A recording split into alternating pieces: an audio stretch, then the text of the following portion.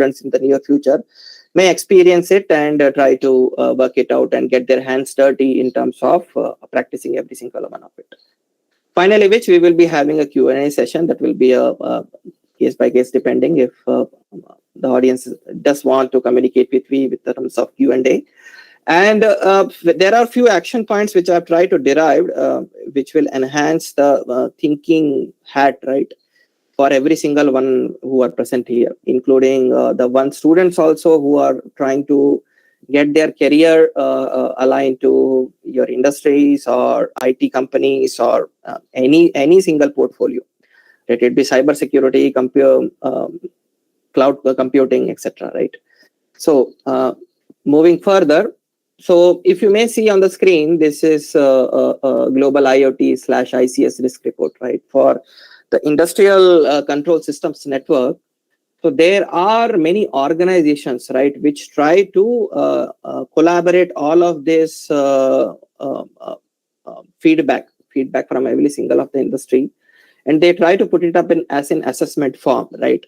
That's where they try to put up this as a percentage. If you may see, there are kind of 5 categories of percentages which have been defined here, which states that these are the risk reports with respect to in the industry at all, right? So as in the whole session, we do have an IT devices, we do have an IoT devices, we do have an OT devices, right? So the main perspective or the main focus of cybersecurity to protect every single industry, right? You cannot just say that a particular X petrochemical company is only resided within a particular geography or particular area. That doesn't work like that, actually. To be fair, to be concise, a end-to-end approach consists of from where the cycle starts, right? Let it be a ground zero, including where of your raw materials are produced, right? From the point where it is being processed, including your particular industry, that's where it is being processed, and followed by the end user, right? The end user where they will try to consume it. So that is known as an end-to-end approach, right?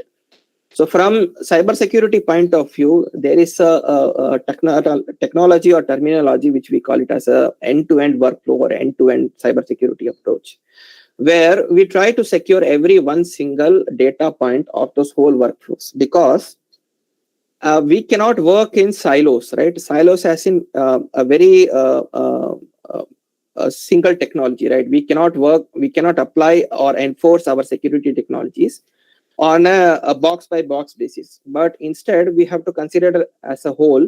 Then we try to bifurcate within that and apply the respective security technologies to protect each of those components. But to consider every single of this environment to protect, we have to identify what is there.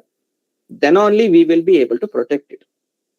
So if we go by this percentage, if you see 71% of sites have outdated versions, right, of Windows that no longer receive security patches. So many of you might still experience that, or still might be utilizing Windows 7 or Windows XP even in today's state, right? So whenever an OS and kind of these things are being in place, there is a minimal responsibility to patch it, to update it, and to move on to the next version as soon as possible. Because as in a provider's mindset, there are limited resources in terms of patching or generating the particular vulnerabilities, right? So if you see, let us take an example of any particular electronic device or any electrical device, right? So from the starting of its production to the term where the warranty suffices, right? And after the warranty, there is a certain amount of period where the manufacturer tries to support it, and after it's end of life, and the manufacturer doesn't support it at all.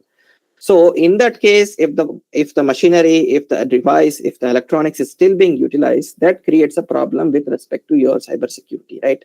So that device can be easily compromised with the lack of the respective security patches, right? So that's where these numbers indicate that 71% of sites have been outdated versions, right? So in terms of an cybersecurity approach, That is a very high number, and that is very concerning with respect to any IT management chiefs or directives, etc. Now, if you see of the second of the portfolio, which is 64% have unencrypted passwords, which are facilitating a compromised situation, right? So in today's world, basically no one is relying on a single factor authentication, right? So if you are still relying on the single factor authentication, then definitely you need to have a word with your security guy and try to make it advanced version so that you do not get compromised with respect to the latest or basic simple attacks which can be focused on your systems at all, right? So if I want to explain on the term encryption, so basically it's trying to protect it using many of the encryption types, right? You have a symmetric encryption or you have asymmetric encryption, where you are trying to utilize some of the specialized keywords, specialized algorithms to process your respective keywords so that that keyword is overarching your data, right? That overarching your data and trying to protect it with respect to only one who knows the respective key. So that's why that's where your encryption decryption kind of takes place. So the systems who doesn't have still encryptions in place are easiest victims of any cyber attacks, right? If you are having a single factor authentication, let's say you have a particular username, you have particular only password only. So it is far much easier for any cyber criminal to just get into your system and just make sure they crash your system at all. So these are some of the risk reports, following which we move on to the definition, the patches which I was previously discussing, right? So of course, whichever system you use, either you use a Linux system, you use a Windows system, you use iOS systems, every single of those components requires a holistic approach to update it, to patch it, to discover the vulnerabilities, solve it, those kind of scenarios, etc. Right? And for the fourth one, 54% of the ICS devices are having a remote access enabled, allowing attackers to pivot undetected. So the remote access kind of terminologies comes where a user doesn't need, or an administrator doesn't needs to be present at the plant itself, but let us say I am the respective administrator of a petrochemical company or a manufacturing company. I'm just sitting 1,000 miles away from that particular plant site. I'm trying to control all of these operations from sitting up this long, right? So this creates a typical bandwidth or typical gap in terms of communication, that if I'm trying to connect my respective ICS systems, my workstations from here to there, so is my connection encrypted? Is my connection is secure, right? Those are the questions which I have to ask. Now, the major of this report suggests that the majority, the basic half of these connections itself, it's a question and mark kind of scenario where the connection is unsecure.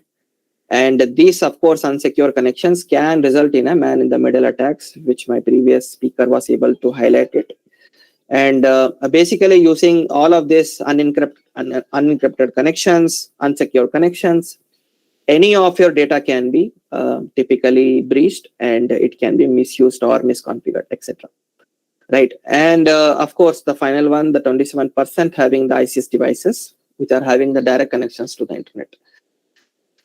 For every single component within the IT industry, there is a basic necessity that only some devices needs to connect to internet to only perform their internal actions. Not every single system does require internet, right? If going to the internet, there are many complications with respect to exposing your systems to the internet, right? So typically, if you are accessing any website or you're trying to access any webs or emails or any particular content, right, any single thing can be compromised if your connections are not secured. If the connection path from your laptop or your Windows device or your Linux device is not secure towards the internet, right? So in terms of an IT security, we call it as a defense in depth kind of scenario, where we try to protect from your endpoint devices itself at OS level, followed by your network switches, your firewalls, your perimeter firewalls, And then even after that also, right, after the point at which the administrators can control all of the perimeter, a particular administration on particular company is responsible to protect all of these internet connections, either outbound connection or an inbound connection, right? So these are an overview of this global IoT ICS risk report. So as you can see in this this slide as well as upcoming slides, these are from Microsoft Azure.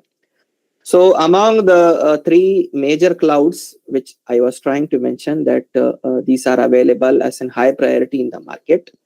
So currently Microsoft Azure provides this capability of IoT, IIoT as well as OT security in terms of your overall market itself, right?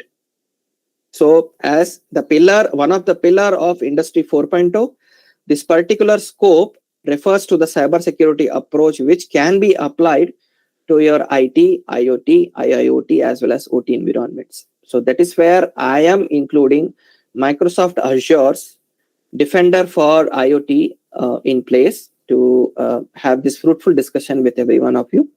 And the following slides which you will be see will be aligned to this Microsoft Azure's point of view only. So currently, with respect to other two clouds which are trying to elevate themselves or enhance themselves and trying to build up the portfolio regarding this IoT or OT security, currently Microsoft Azure stands tall in terms of comparison. So that is where I will try to take up with you the whole approach of having this discussion. Yeah.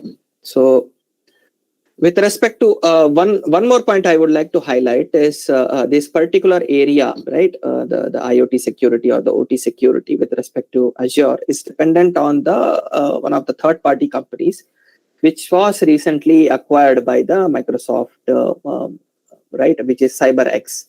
If you can see the source, which is CyberX mentioned in the top, bottom left corner. This was acquired by the Microsoft in June 2020, and this plays a major part in defining the capability and features of your cybersecurity with respect to protecting your IoT and OT security, right? So moving further, as I was also mentioning that these are pain points and challenges with respect to protecting all of your resources, right? So you do have an IT intrusions, you do have an OT attacks, you do have an unsecure configurations as well as the incompatible integrations, right? So as I was saying, with respect to end-to-end workflow, any one of your administrators who might be sitting in a headquarters or in branch office or in the plant itself, that particular user in terms of an IT is referred to as an user identity or an IAM identity.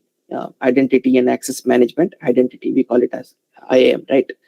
So that particular user is exposed to the outside world through your emails, your chats, etc., right? So through which it can be exposed, it can be compromised, etc. So these are the kind of a major perspective. Let us say 80 to 90% of your attacks come through the IT intrusions only. So if your IT persons or if your IT knowledge of those administrators are lacking behind, then you are susceptible to all of the cyber attacks, right? So the major of this focus is towards your data theft as well as disruptions of the business systems, and followed by the OT attacks, which is basically harming the physical devices as well as physical operations which are being tried to put it in the place, right? So these are the challenges, everyday typical challenges which are identified as an incident in terms of any of the industries. Now you do have an unsecure configurations, right? So any of the vendor with respect to having a particular physical device, right? Or you do have a sensors, actuators, or any DCS or any particular devices which are placed into the respective industries. So particularly to manage those, right, you particularly take a console and you try to configure all of those configuration setting, etc. But how do you verify it that the configuration you have performed is as per the baseline or as is suggested by best practices suggested by the manufacturer, right? Or going by the time itself, the manufacturer may not realize that the vulnerabilities are being developed in terms of the product line which has been put it forward, right? So in terms of IT security, there are vendors, right, such as Microsoft or your Linux, including your CentOS, your RHEL, your Ubuntu, etc. So every single month, Microsoft releases the vulnerability patches at the second of the week, right? Similarly, for this Linux kind of systems, at a proper timeline, those respective patches are released. So there might be a situation that a particular vendor or manufacturer with terms to OT devices may or may not release the particular security patches, but assuming it as an absence, we may take it as a consideration that it is not kind of a regular kind of scenario that manufacturer intends to release the respective security patch or the vulnerability patches, right? Apart from every one single of this, there is a terminology which is known as zero-day vulnerability, right? So if you might have heard of it, that is the biggest kind of threat in terms of securing your any of the devices, right? So if an organization or if an analyst company gets to know that there is a zero-day vulnerability with respect to any software or a hardware, so that is the most challenge, that it literally mentions that it can be compromised at any point of time. No amount of your security technology can really protect it unless or until you identify that particular threat, you work on it, you reverse engineer it, and you then only it is possible to make sure that your respective patches are being developed with respect to that particular zero-day vulnerability. So these are some of the scariest thing in terms of IT security, which are also prone to the OT through the trend which has been created through Industry 4.0. So major of the speakers in this whole week might have spoken about all of the building components as well as trends and everything challenges regarding Industry 4.0. But as a typical approach, we possibly miss out the importance of cybersecurity or the inclusions of cybersecurity in a design perspective itself, right? Then there comes an incompatible integrations kind of thing, right? So as I was saying, a typical user or a typical device, when they have to be protected in terms of accessing the internet itself, there are respective mechanisms with respect to IT security that can be easily integrated and that can be worked out as soon as possible, right? But in terms of OT security, traditional your IT security cannot be typically merged with your OT devices and just plug and play kind of security, right? It doesn't work like that. So as you see in the screen, there are many protocols, right? Including your Modbus, DNP3T, BACnet, and your respective proprietary protocols of any single of the vendors, including Yokogawa or Honeywell or ABB, right? So typically these are not compatible with your the legacy network intrusion systems or network monitoring systems.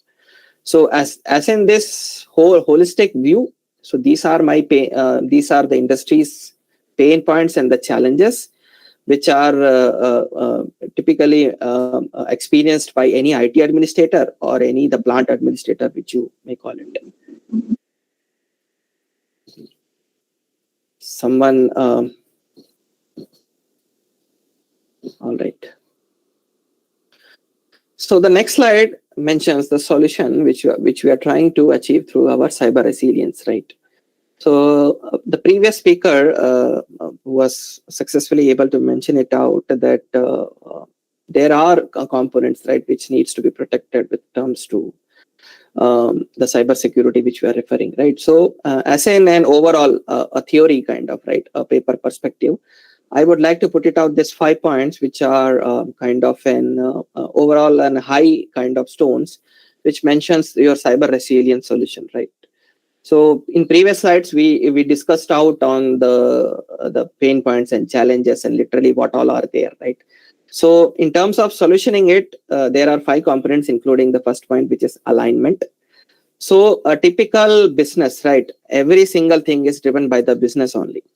So whatever the raw materials, whatever you produce, whatever you do in the industry itself, it constitutes a business value, right? So, and off the topic, I would like to mention that whenever you work in an industry or whenever you work in an IT environment, you get to know that every single thing which you do, it reciprocates to a business value. Let it be a data or money or time or value or anything, including your stock prices, stock value, etc. Every single of thing is related to business only. Whatever you do, you protect your system, you do operations in the system, everything values to business only. So whenever any operations is done in terms of any industry, let it be a manufacturing, your oil and gas industries, or your healthcare industries, device manufacturing industries, anything. So a particular business should have an enterprise-wide objective, which has to be aligned to that particular strategy, right? So there are multiple frameworks which has been defined in particularly your OT kind of environments, which are aligned to it, right? So these help to build or include the cyber security as in the design part itself, so that whenever we embed our cyber security approach into the design phase itself, it helps to overcome all of these kind of pain points, right? We can overcome all of these pain points after, if any operations is being left out, right? And then comes the identify part, where only the devices which are discovered, those only can be protected, right?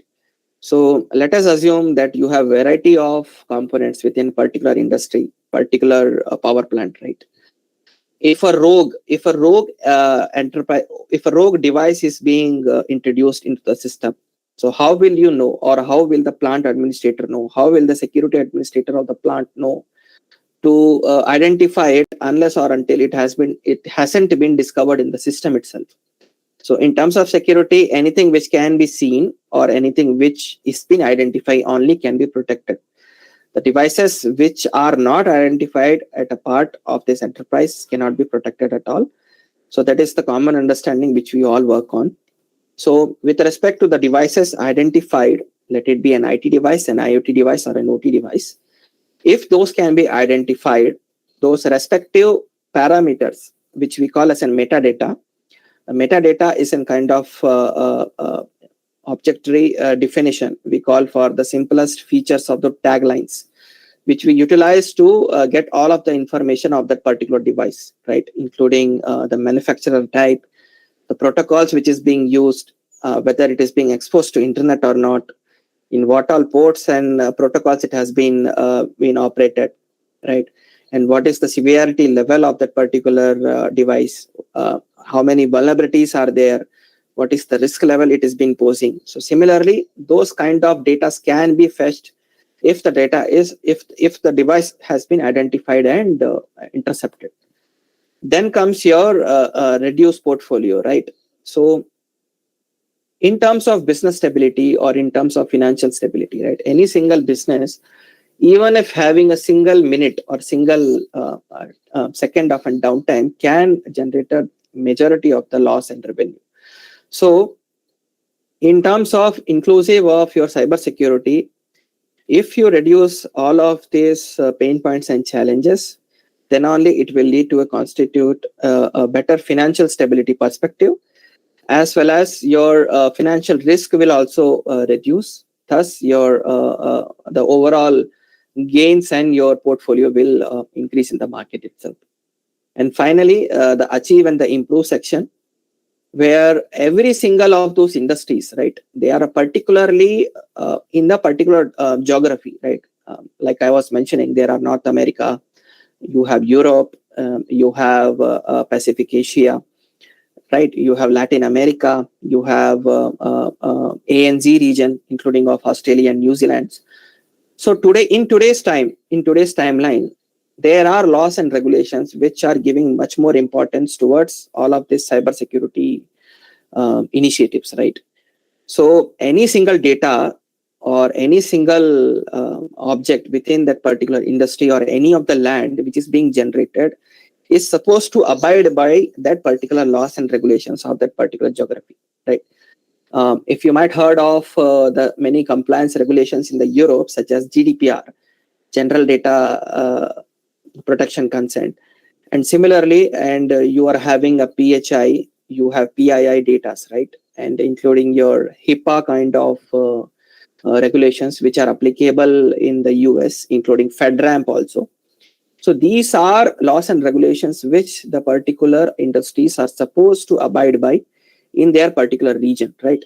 So that is where if we align our strategy-wide business decisions, strategy-wise our objectives to the business mission, right? We try to align all of this towards our regulatory requirements such that your cyber resilience is established over all of this overall picture, such that your governance and compliance comes into place, and your industry or your particular business is foolproof to any of the cyber attacks. And of course, there is an inclusion of your improvement, right?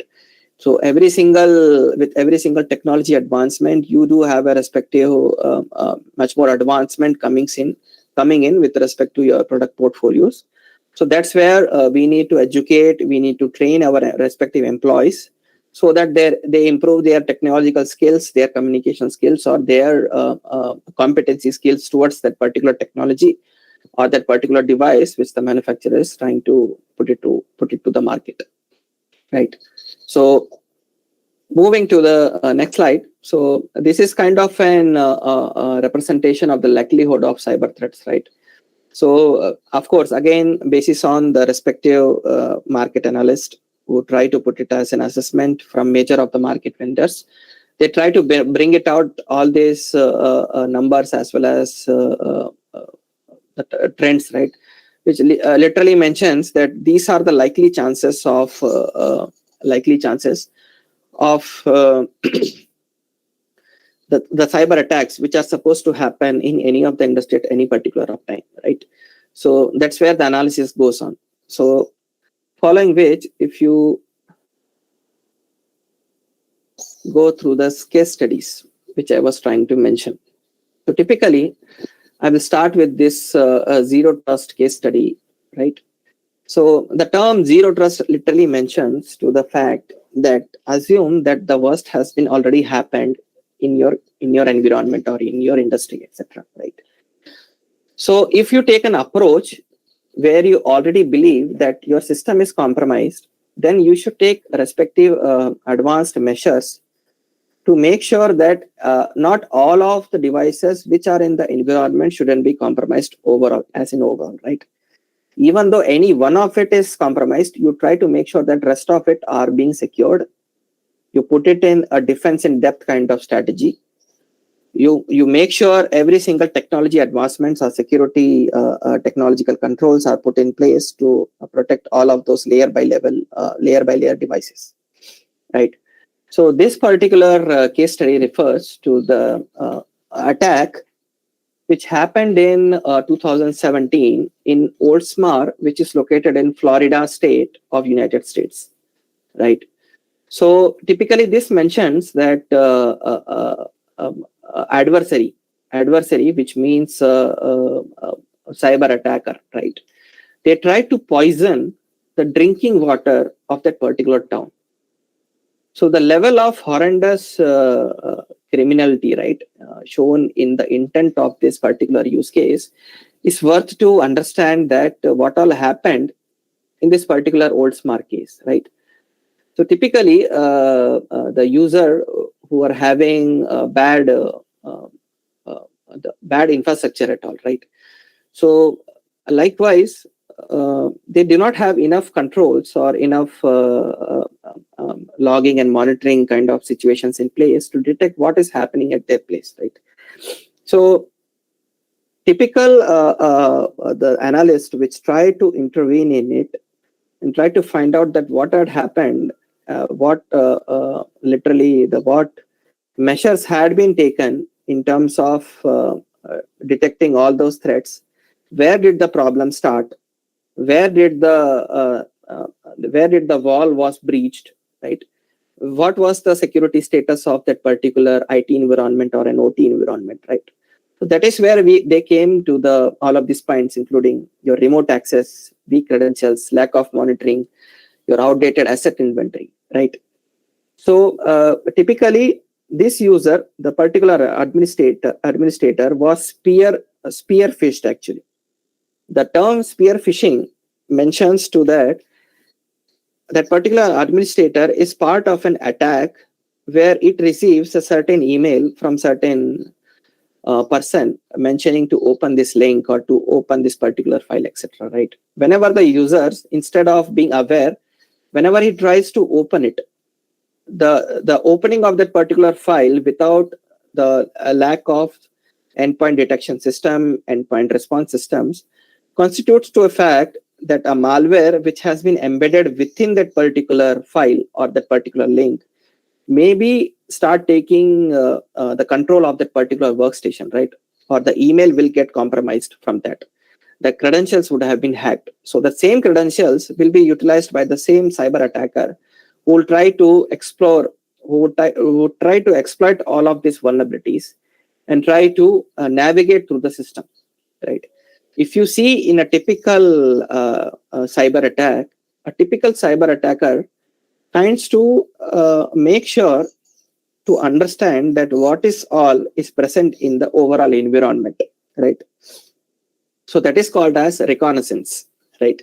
A typical successful hacking attempts is meant by that he should be, or he or she should be able to navigate through all of those IT or any of the systems, verify all of the components, what all are present, how does it work, which protocol it is being utilized, how the communication is being done, the communication is secure or not, whether the passwords are unencrypted, whether the protocol is unencrypted, whether the connections are direct, whether they have segmentation in network or not. So these kind of exploration, these are part of a reconnaissance attempt where they try to analyze every single of those components within an industry or an environment or a data center, anything.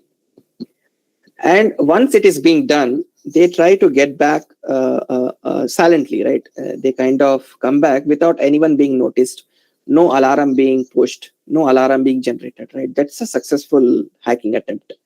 So whenever these kind of reconnaissance attempts are done, so the next phase comes where they try to build up a certain malware kind of thing to make sure that they particularly design that malware to attack respective systems which are having already flaws, which are already having vulnerabilities, which are having soft spots, kind of these things they are trying to explore. They make sure they develop a particular malware which can be manipulated in a way to that particular DCS or PLC or any single sensors or actuators.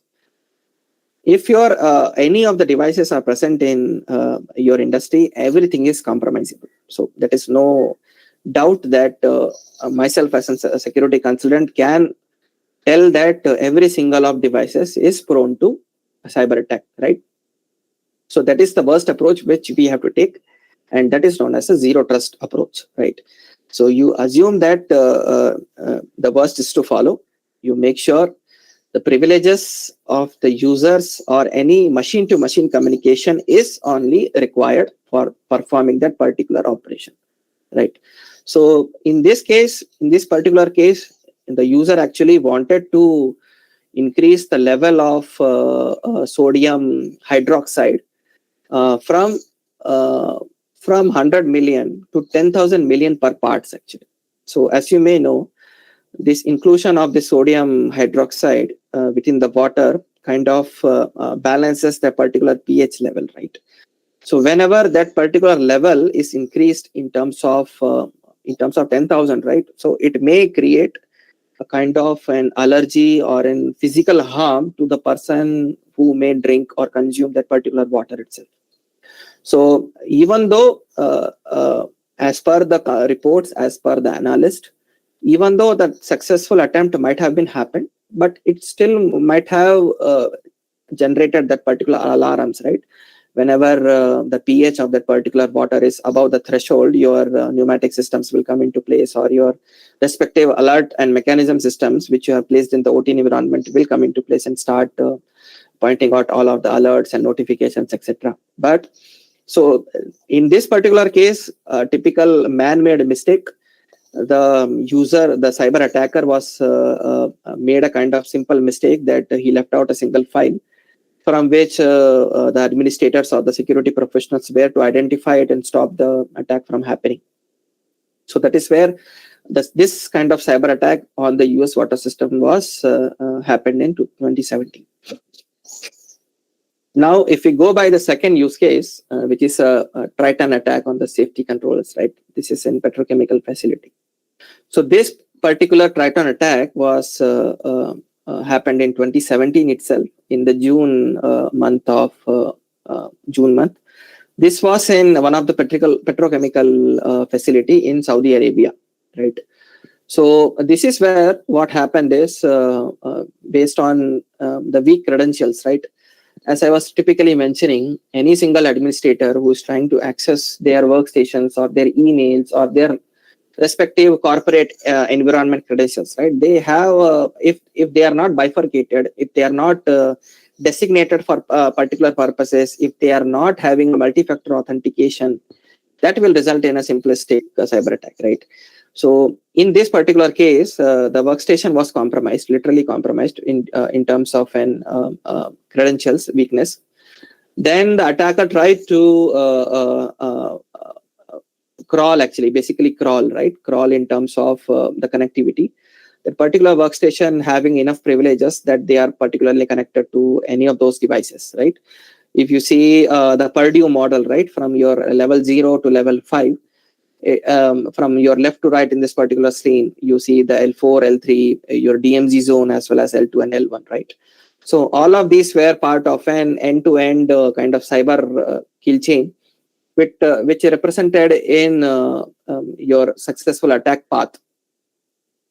So with respect to Triton case, this particular malware, right, it was purposefully designed to make sure that it was attached to your PLCs using your tri-station protocol, right? So in this case, kind of kill chain, a command and control center was formed between that particular compromised workstation as well as the PLC, through which a master and slave kind of connection was being formed, so that whenever the cyber attacker wanted, he could control all of those PLC within the particular workstation itself. But again, due to some misconfigurations or some logical mistake made by the cyber attacker itself, then this tragedy was averted. This is an, if you see on the right hand side, that is not a real picture depiction of any hazard or incident, but literally it could have been a very major incident if that particular malware was executed and come into play, all right, enforced. So if you see, these are your attacks on your typical industries, right, which can happen in your water or oil or petrochemical or any single instance, right? So the third zero trust case, which I would like to voice over, is of a gentleman known as Edward Snowden. For those who see Netflix, right, you might have heard about Edward Snowden, who was part of NSA, right? NSA within your United States government. So apart from that particular reason why he tried to infiltrate the respective environment, right? He was a privileged person having enough credentials to navigate through all of the US states, all of the government files. So based on his conscience or based on his particular use case, he tried to exploit all of the respective privileges which he had. But since there was no mechanism that presents that privilege, even though privileged users should be restricted from doing malicious activities, which they are not supposed to do, right? In any organization, you might be having a chiefs, you might be having administrators, you will be having developers, or you will be having any privileged person, right? Every single identities, we call this as identities, they are supposed to perform a typical role. A particular person may can perform a different roles or multiple roles, right? Based on that, a particular role has to be assumed in terms of duration only through which it tries to do that particular operation. But assuming all of the combination of the roles and responsibilities, if a user is designated, if a user is provided all of the privileges, then of course it creates a kind of bombing zone that a user may exploit these privileges to do whatever they want. So that shouldn't be a particular case wherever in IT industry or any kind of any industries, right? So these were my three of the use case studies which I tried to highlight for my zero trust use case, right? Following which I will move on to how should we typically secure it, right? So in this particular case, the zero trust mechanism coined by Microsoft Azure, and with respect to having zero trust, right? It's applicable on devices as well as identities. So what are the targets? You have the data, you have applications, you have infrastructure, you have network, right? So as part of Industry 4.0, the main business objective towards is to bring all of these things into a single page, into a single monitoring dashboard, right? Whether the data generated from your sensors or actuators or any transmitters itself, that should be part of your holistic journey in terms of business value. So the whole thing constitutes to the fact that how you make money from that particular data, wherever the data is being generated from an end-to-end approach. Wherever your data is being generated, you're trying to make utilize of that particular data.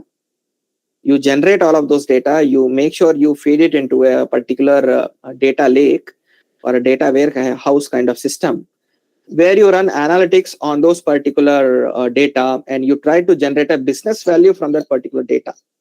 So that's where the term, the data is the new oil, right, which comes into everyone's mind.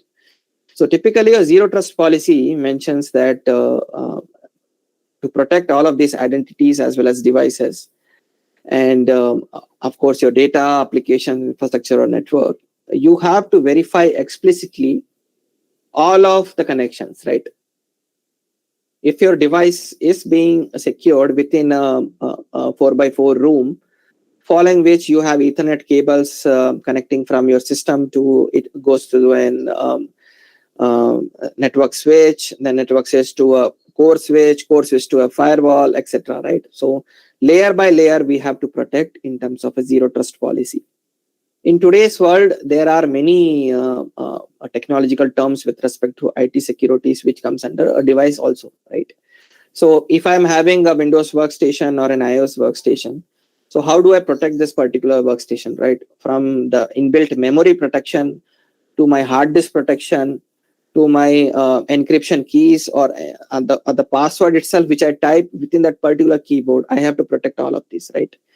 So every single way it can be compromised. You can have a keylogger in place, which actually mimics the password which you are trying to type, right? It can also populate all of those passwords, and your password can be compromised, right? So these are the keyloggers, your ransomware, right? You might have heard of the ransomwares, which can encrypt your whole workstations, and it can propagately spread into the whole network through which your workstation is connected.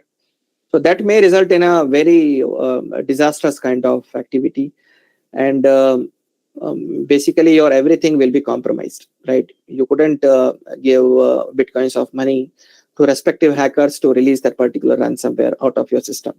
So that is not a feasible way, and of course your business as well as everything will be lost.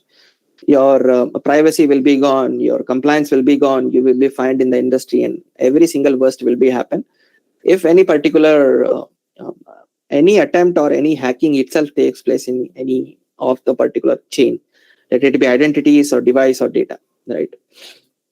So typically I was mentioning every single action which you perform either through your user or the device which you are trying to connect, or the data which you are trying to access, or the application which you are trying to process, or the infrastructure which you are trying to use, right?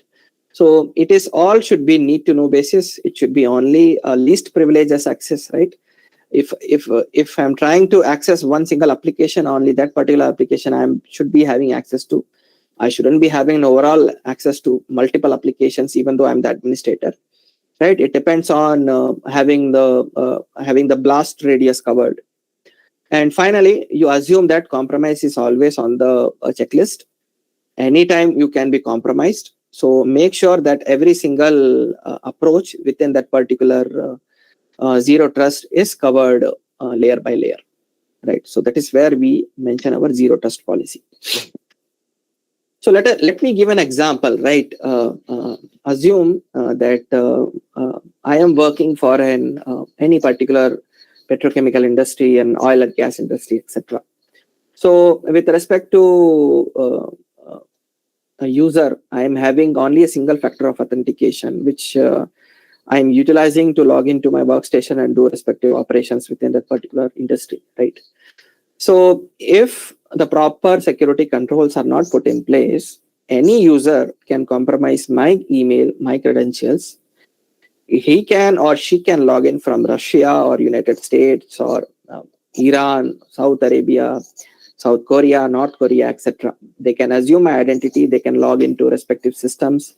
They can initiate any of the workflows, and it wouldn't be an case because the logging and monitoring solution is not there. The threat detection policy is not there. The conditional access policy is not there, which mentions that if the user's public IP, right, the public IP from which the user is trying to access should be within that particular region, such as within the India geospace, or a particular Chennai region space, or a Mumbai region space, etc. Right? So there are advanced technological controls with respect to zero trust technology, which are also referred as a conditional access policies, right? You mentioned the conditions, right? That device should be having this much of security scores. Your identity should have a multi-factor authentications. The device security risk level should be higher than the average ones, right? There are security checks which can be run on the devices itself that mentions that risk score of that particular devices, right? It can be an IoT devices itself, or it can be a machine workstations or an end user computing devices as well. So typically in this generation also, you see many of those routers or the handheld devices, right? Those are having also a Wi-Fi protocol, which through they connect to the respective applications also. But if we dig down into deep of those IoT devices, right, we do not care about the cybersecurity posture of that particular devices.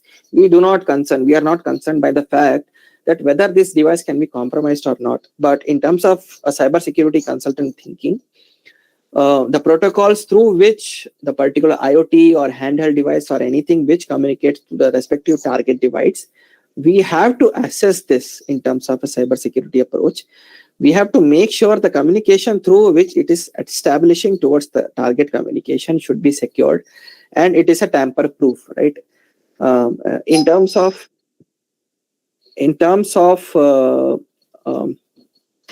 ma'am, hold on 1 second. I will just be back.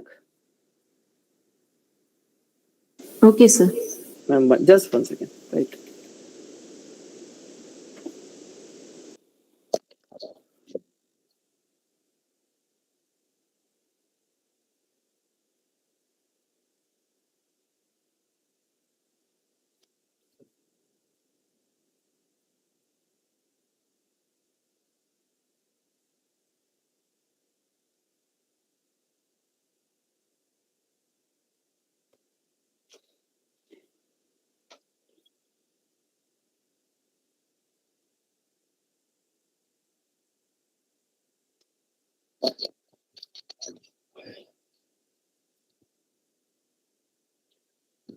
Apologies, ma'am. I will be resuming. So, yeah. So as I was saying, it is important to have our zero trust policy and mechanism, right, to make sure it is embedded into our overall perspective, our objective, as well as our daily operations, right? So moving further, this is the cybersecurity approach we are trying to integrate. So with respect to Microsoft Azure, these are your components, right? Your terms as well as components which build up your cybersecurity approach towards your IoT, industrial IoT devices, right? So as you see, from Sir, your presentation stopped. okay, sorry.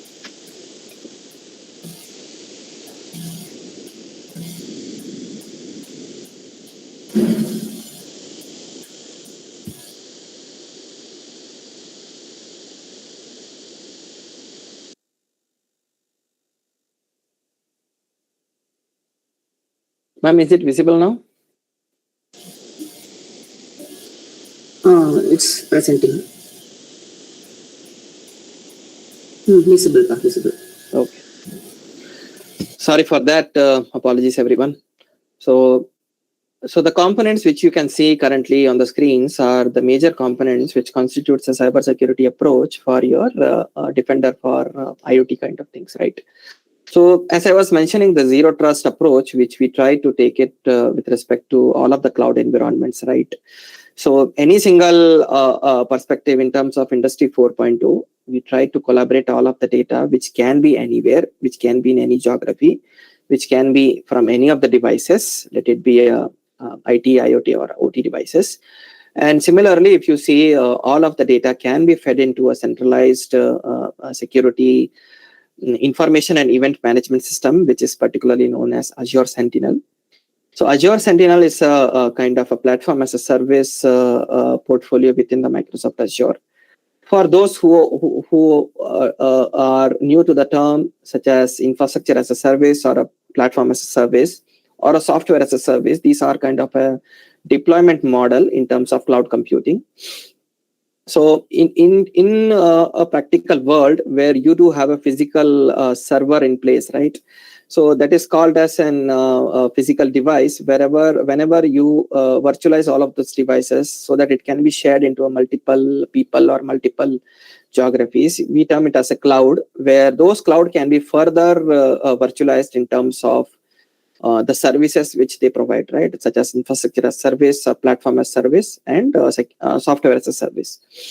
Between these three deployment models, the shared responsibility model, through what the cloud provider will do and what the end user will do, it depends, right? So in terms of the flow, right, including your patch management or the OS management or security of the particular virtual machine or security of that particular data, security of application, security of the physical hardware which belongs to the cloud provider. So these all are differentiated in terms of security by the provider and security of the provider, right? So all this constitutes to the platform as a service model, which is Azure Sentinel, which collects all of your data, which all of data can be fed into a centralized SIEM kind of solution, including your Microsoft identities or any third-party identities, right?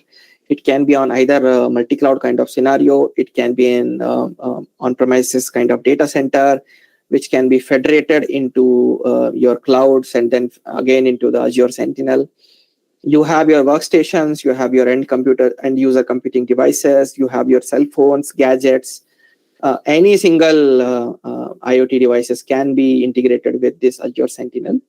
Your applications, your email, documentations, any single web applications even, right?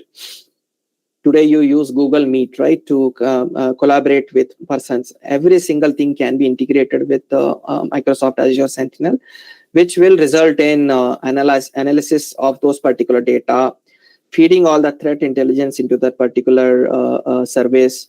You have your databases, storages, historians, right? In terms of OT security, you have workstations, the data which you are trying to build up an application, you are trying to store into some databases. Any of the data you're trying to have a backup copy also, you are putting it, you are virtualizing it, you are utilizing the IT environment to make maximum usage of this as possible, right? So today's Industry 4.0 majorly focuses on that. enhances on that, and puts up a perspective that utilizing all of these modern features, you can have a proper business alignment to make the best use of it, right? So if you see, all of this constitutes to an overall holistic approach where you have extended detection and response kind of system, which integrates your artificial intelligence, your machine learning, your intelligent security graph, which helps to identify that this is your virtual reality kind of scenario, where at a particular geography, all of these buildings are there, all of your devices are there, how the devices are connected to each other, right? So this makes it possible using Azure Sentinel to handle all of these components together and build up a cybersecurity approach towards a zero trust approach, right? So if we move on to how are we going to secure the OT environments, right? Currently, as I was mentioning, and in a typical use case based on a Purdue model, you do have in levels from level 0 to level 5, right? So typically, you do have an IT system, which is on the right hand. You do have an OT system, which is a separate boundary. And converging both of these, you do have an DMZ, right, demilitarized zone kind of thing, which makes it possible for the persons who are sitting at the IT to have a conversation with the OT and replicate vice versa. Right. So with respect to integrating the incompatible integrations, so Microsoft is able to dedicate it using your non-invasive and network detection response, which we will see in the further slides. So typically, it doesn't allow you to kind of have an agent installed into a particular workstations or in particular sensors or actual devices. Instead, the approach follows on an agentless approach, right? Wherever the data which is being fed from your IoT devices towards your network switches, right, where they communicate towards each other, the sensors, the actuators communicate with each other. You're trying to do it through your network devices, right? So if I make a use of any spanning port, I can utilize to pull out of the data, make a copy of all of the data which has been already flowing through. I put up the data into a particular appliance for particular network inspections, as well as your every single the dedicated design which I have done for that particular environment, right? So in that case, I am trying to, I will be able to find out what all devices, what all protocols, what all manufacturers are the industry consists of. Everything I can consolidate in terms of the overall inventory. So when this is done, the initial part is done, right? The inventory and inventorize things are done.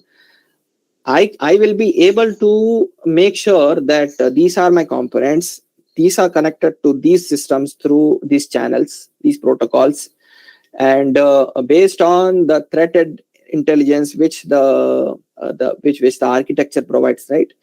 It will be able to make sure that the particular devices in the particular level of Purdue model is having a vulnerability, right? It can be compromised within these much of days. It is having a risk score of this out of this. So similarly, we will be having an overall holistic picture where we will be able to see that these are the overall architecture in terms of a logical view, right? Particular administrator cannot go, or it wouldn't be possible for him to go enter into the plant and verify that how these sensors and actuators are connected to each other. But through this non-invasive agentless kind of deployment, he or she will be able to visualize everything in terms of the device inventory, visualize it, inventorize it, classify it even, to make sure that these are my registered devices. These are my foolproof devices, which are having already security patches, which are already applied to it. These are having better security posture. These are from respective providers, manufacturer providers, and this is having this much of life period, right? So all this can be put it into a single view that any your management person can view from one single dashboard, that okay, this is my security posture of my overall industry. That is what I am rely on, and that will be, of course, in it will come handy in terms of audits and governance and compliance and regulations, right? So that picture is actually far more important than it seemed to be. Audits are the most important things in terms of any business or any industries. In terms of integrating all of this threat intelligence, of course, there is an Azure Sentinel, which we utilize to integrate all of those threat feeds, all of those data points, all of those intelligence features into it. It's a two-way kind of system where as an input or as in multiple inputs, you get to feed all of those threat intels as well as all of the data points within the industry itself. And using it, you can define your custom language also, right? To make sure that you automate all of those security features within the same itself. So the industry's first SOAR kind of component. SOAR is known as security, orchestration, automation, and remediation, right? So this represents the IT automation in terms of a security perspective. So now you have your whole inventory done. You have all your signals coming in. You know that this vulnerability is currently lying within this particular DCS system or PLC system or actuators or sensors, etc. Okay, you have the visibility. Now what is the next step, right? You then you have having your all things fed into this. You can run a custom playbooks, right, which are kind of series of commands which are trying to run to make sure that you remediate all of those problems, right? So those custom commands can help mitigate all of these vulnerabilities in terms of making sure that any vulnerability patch has been already derived from the manufacturer, right? Or any those patches are available in the market itself, described in the open source communities, right? Or simplistically, or Azure Microsoft itself can remediate it.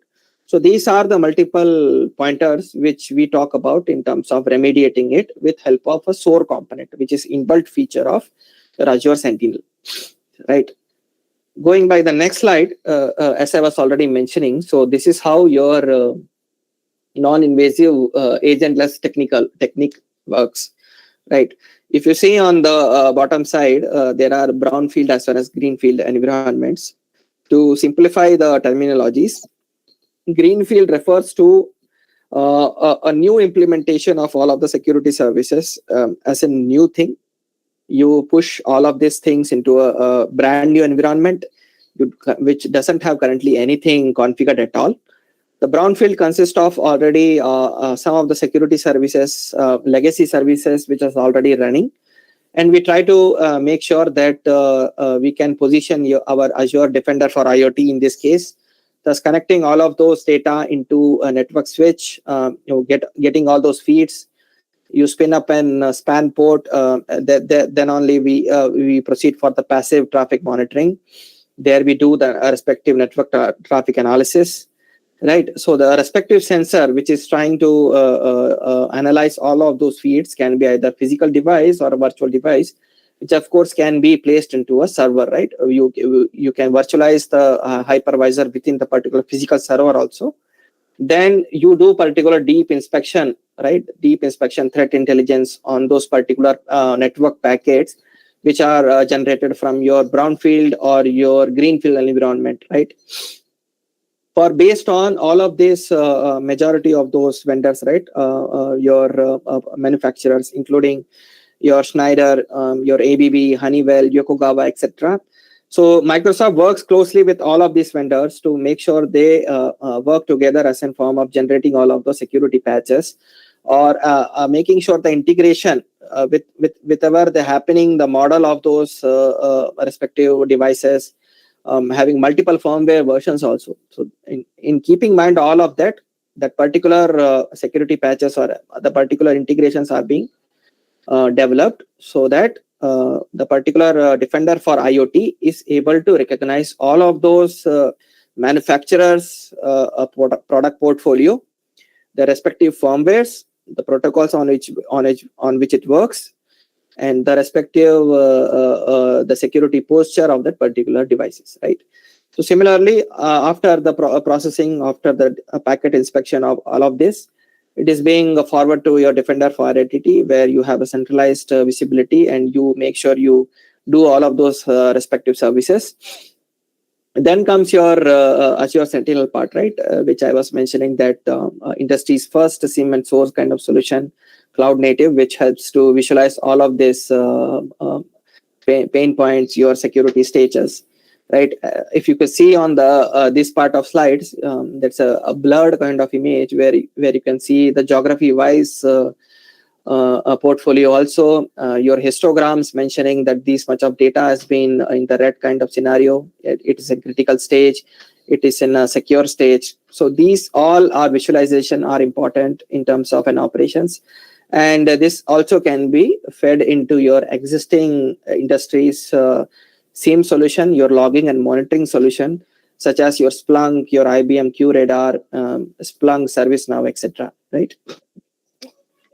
So these are far more important in terms of a rapid agentless deployment. Right?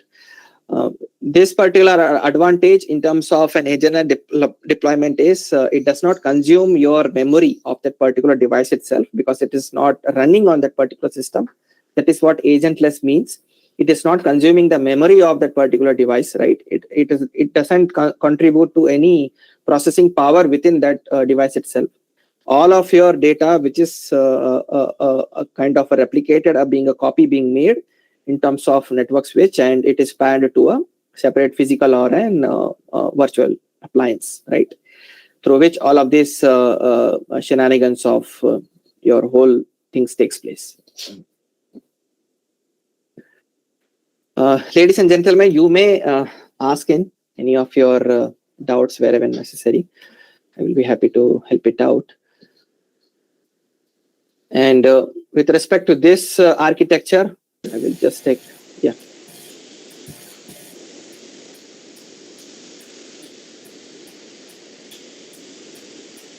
Is someone on a question here?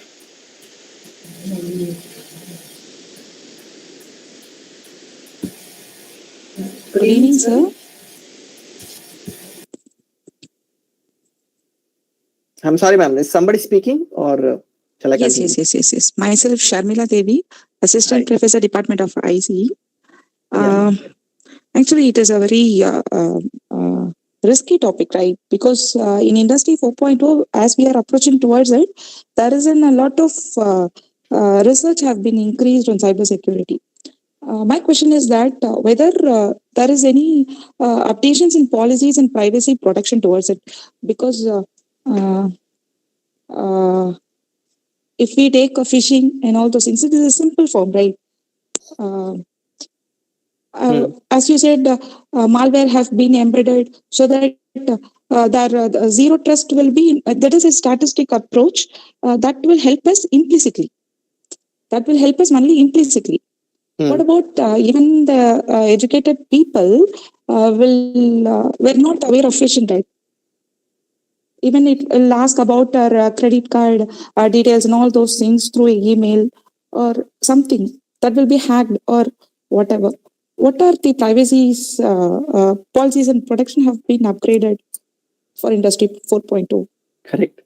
So, as you said, that zero trust is an implicit approach. It is not. It is a proven approach in performing all of those layer by layer security, right?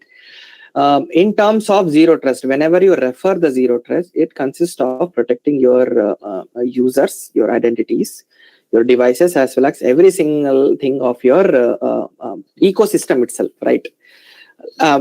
Let us make an example that this is the system which I'm trying to log in, right? I am initiating a connection towards my mail server, let us say Outlook email or Gmail, etc., which I'm trying to access it, right? So the connection which is being initiated from the source to the target, right? You have your browser, you initiate a security session, a TLS session from your client to the server, right? Client server communication, which is already protected by a TLS communication.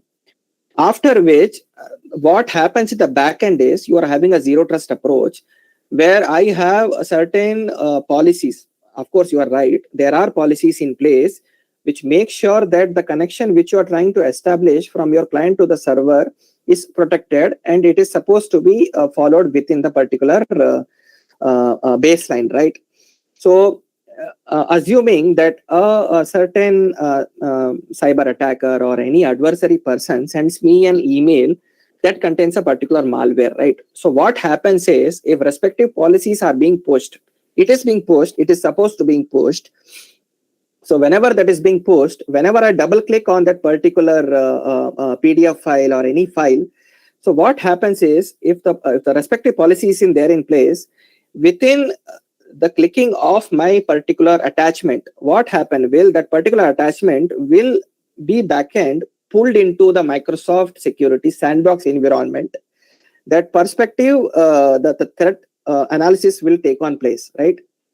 The threat analysis will take on place. The Microsoft intelligence community, the Research 52 team, and the softwares, the whole sandbox environment, which has been designed to make sure that these malwares are exploded into that environment, right? They will try to test it out, that what signature does this file is having, right? Whether it are approved signatures or not, or these are malicious signatures, right? Based on this, it will try to approve or eliminate all of these attachments or the web links itself. So whatever this is happening, right, it happens within 1 millisecond. So that is the point. Whatever the policy which you are trying to push, if it is successfully placed, even though if anything is trying to be compromised, right, this will happen that whenever I try to open a malware file, it will simply deny me that this file is not available for use. This is being a security risk, and that particular option will be there for the user to block that particular email ID from which that particular malware has come. So to answer your question, yes, the policies, everything are in place with respect to organization, with respect to industry, with respect to region. Every single policies are available as in Industry 4.2 advances. Thank you, sir. Actually, you have detailed my question. Thank you so much.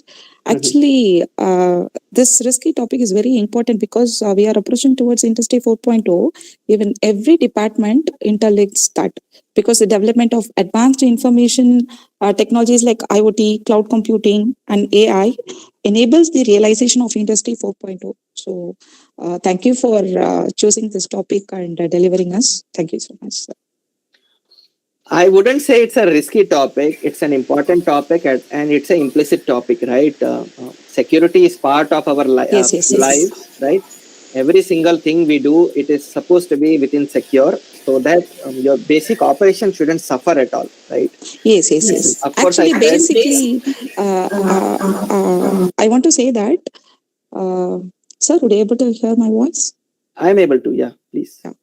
Actually, why I'm saying that this is as a risky thing is that only the CSE or that base students will be aware of that, because we are approaching towards AI. So everything interlinked with the security systems. So security practices is very important. So day-to-day technology, we have to learn more about that, because if you take malicious things or malware, everything, firewall, everything have to be fed to all type of students. So that's why I said it. I have not meant that risk. No. I appreciate. I really appreciate your concern here, which I will be covering in the action points, which is in the last section.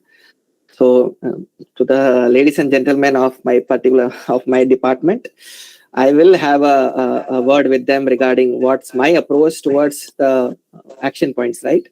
So there I will try to address this, ma'am, right? Hope Yeah, okay. sure. Yeah. Thank you. Yeah. Any other questions from the participants side?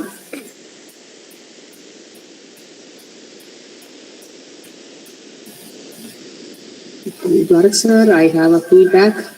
Yeah, ma'am, please. Thank you, Dwarak sir, for your interesting and innovative speech. Your speech is a perfect package of the cybersecurity problems and solutions. You mentioned the solutions which we expected. The case studies explained the possible cyber attacks which ought to be monitored. You attended almost all sessions and watched the YouTube channel for the missed sessions. The speech was very innovative and practical. I feel extremely happy to have you as eminent speaker of this session. Thank you so much, Dwarak sir. Thank you. Ma'am, I do hope there are much more slides to cover, but I do hope it was preliminary. It's well and good. Thank you, Yeah, sir. is that okay, right? I have a few more slides to cover, right? Yeah.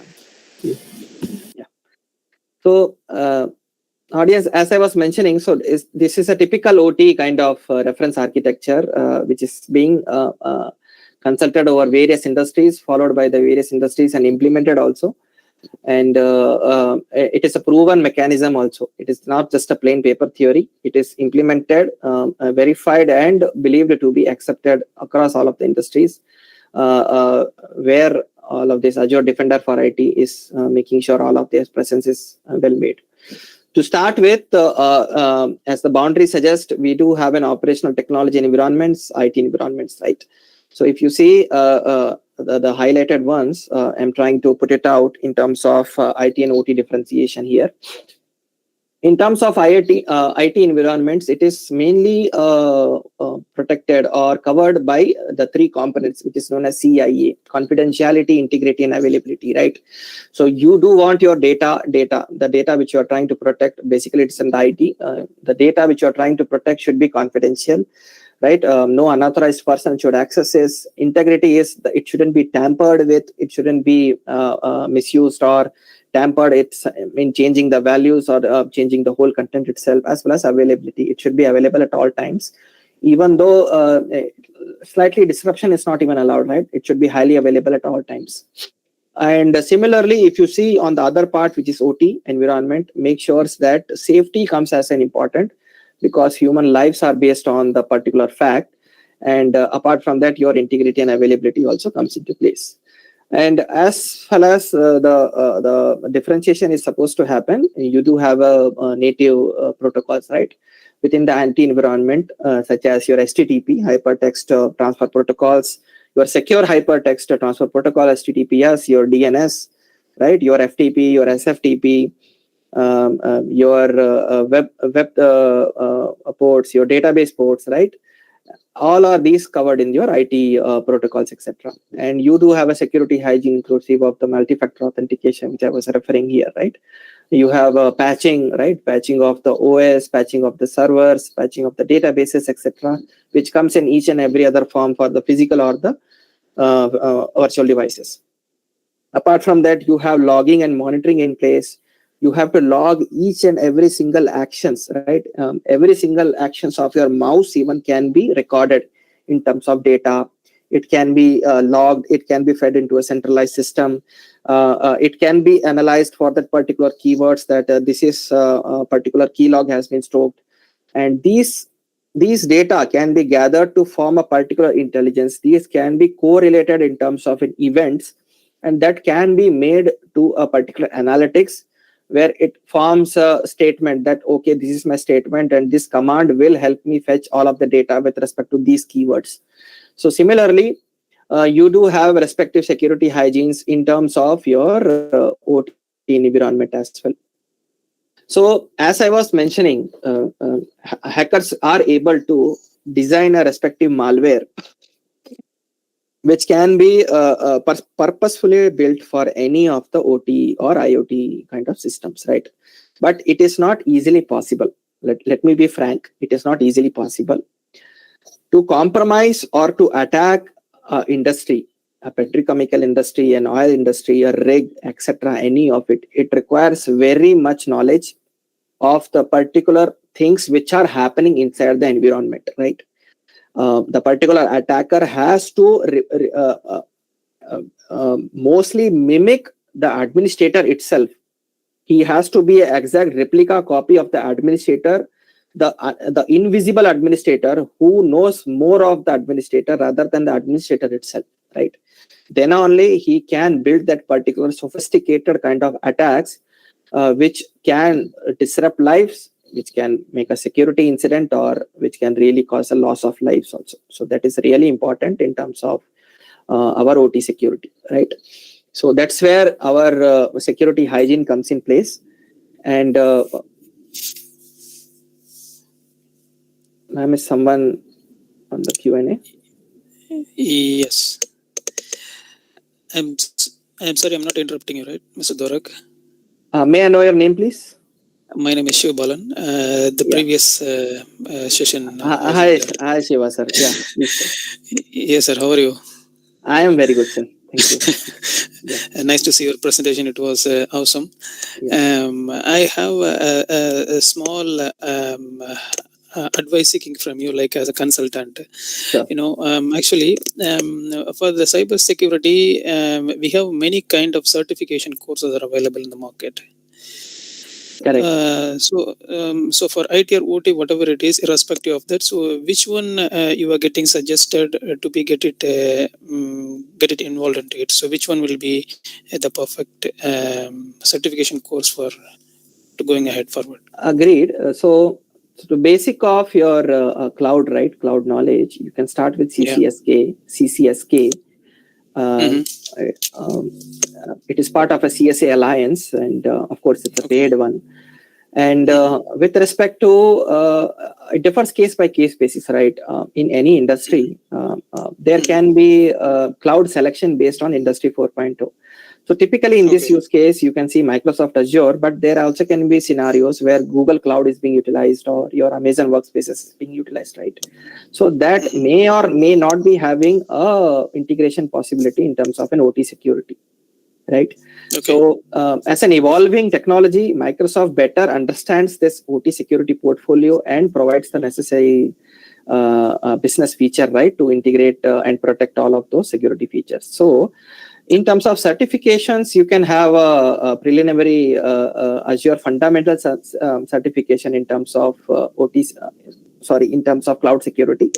With respect to IoT, OT security, I do not have that particular certification course in mind, but I will be happy to share with you. Please. I will get your email ID from Suryaprabha ma'am and try to share it with you, right? So, My pleasure. Yeah. So, in terms of having the particular cybersecurity approach towards that OT technology, of course, Microsoft Azure is already having those certifications defined itself already. Those are in place. So that should be able to enhance your skills as well as enhance your overall career itself. Yeah. Okay, then fine. Thank you so much. Okay.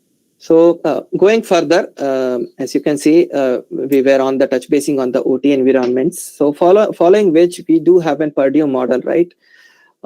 Basically, I was mentioning from it start from the level 0 to the level 5, and your sensors and actuators, your PLCs are covered in here, this section. You have your workstations, which are covered in the supervisory control, and your overall dashboard with terms of the site operations. So all these data is being fed towards the IT sector in terms of your business analytics, right? So if you say all of this data are consumed in terms of business analytics. So if you see the purpose of business analytics sensors, right, it mainly constitutes your predictive maintenance. If you understand the term predictive maintenance, it mentions that any industry cannot afford the timeline to have a downtime, right? You might know, or there is a designated process for any maintenance procedure or any shutdown procedure or anything, but any unexpected or any unfortunate shutdown or any disruption is not allowed or not afforded in terms of business loss or financial loss, etc. Those can be many of the reasons. So that's where if the integration between the IoT, OT and IT is possible, you will be able to gather all of those data points, put it in something analysis kind of thing, and make sure your sensor collects all of thing and makes a graphical kind of histogram that mentions that this is my data points. At this particular time of point, there is a data which is visible. It constitutes to some value, right? So that's where your predictive maintenance will come into place, and it is happening through your business analytics sensors. And of course, this can further be spanned across your business analytics within the IT system, forming your Purdue level 4 as well as 5, right? And which of course comes under the purview of your zero trust itself. Now, in the current environment, you do have an cybersecurity attacks, right, which are mainly focused on your IT. It starts through the IT, following which it transits or traverses through your IoT and falling to the OT, and resulting in any business risk or business disruption or process disruption, anything, etc. Right. So these are being fed as in part of your analytics, which are covered as in driven by the business itself, right? The business demands that it should be efficient, control within the governance policies, the laws and the regulations, etc. And your particularly the many frameworks, like if the region frameworks have been defined with respect to industries, there are cybersecurity certifications or cybersecurity frameworks which are being designed for the future or for the industry 4.0 and many more to come, to follow all of this, to align with these, and to make sure that your particular industries are certified or compliant to all of these frameworks, right? That is important part of an governance kind of statutory controls. So CMMC, basically cyber security maturity model here, which constitutes to the emerging security standards here, right? Following which your all of this data, as I was mentioning, is tabbed in terms of replicating the data. It is fed into a network appliance, through which fed into the Defender for IoT kind of systems. The monitoring itself can be happened at the plant itself, the workplace itself, or through your IT systems itself. You can be sitting thousands of miles away from the actual play area. You can have a security console. You can have a security console. You have a manager which will be able to determine that these are my data points, these are my vulnerable systems, and this may constitute to a problem, right? Problematic. And for this, these are being fed into advanced stage of monitoring and logging, your event correlation and monitoring, which are your SIEM systems, third-party SIEM systems, which you can see, or it can be fed into the native ones, right? Native ones, which is Azure Sentinel, which will make sure that you do the discovery and of those particular vulnerabilities. Make sure you write respective YAML commands or KQL commands to make sure you remediate all those vulnerabilities, right? So that is where your holistically overall OT reference architecture comes into place. And as you see, as in the mentioning the DMZ part of zone, you are having a typical the isolation and segmentation, right, with respect to OT security, which is already being followed in terms of your security instrumented system, SIS, and it's followed by the internal segmentation. You have a hard boundary, right? The IT person sit separately from the plant itself and having a separate boundary. That a gated kind of system is there, that nobody should be able to communicate directly to, or make sure they're having their presence within the plant itself. It comes to the hard boundary kind of thing. The soft boundary, which consists of your people, process, and technology. So these people, process, and technology are part of important terminologies covered under NIST framework. NIST framework is majorly popular among IT as well as OT sectors.